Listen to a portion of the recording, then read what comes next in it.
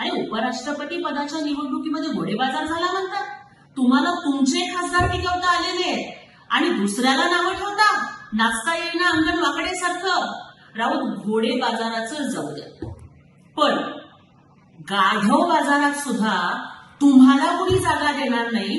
आधी तुम्ही त्याचा विचार करा. पण याहीपेक्षा सगळ्यात महत्वाची गोष्ट, राऊत आणि त्यांच्यासारखे सगळेच लोक हे जे भारताचा नेपाळ होईल अशी भाषा समाज माध्यमांच्या वरती करतायत. राऊत तर सलग 3 दिवस झालं नेपाळ नेपाळ नेपाळ सारखं मारतील, नेपाळ सारखा हिंसाचार होईल हे बोलताय. हे देशविरोधी कारस्थान नाहीये का? आपल्या देशामध्ये त्यांना अराजक आणायचंय का? आपल्या देशामध्ये त्यांना अनार्की आणि अव्यवस्था आणायची आहे का? देशामध्ये मोदी साहेब पंतप्रधान झाले आणि महाराष्ट्रामध्ये एकनाथजी शिंदे साहेबांच्या नेतृत्वाखाली महायुतीला घवघवीत यश मिळालं, थम्पिंग मेजॉरिटी मिळाली. याच्यामुळे तुमच्या बुडाला इतकी आग लागली की तुम्ही देश पेटवायला निघालात. तुम्ही तरुणाला चिथावणी देताय. तुम्हाला दंगे पेटवायचे आहेत या महाराष्ट्रामध्ये आणि भारतामध्ये.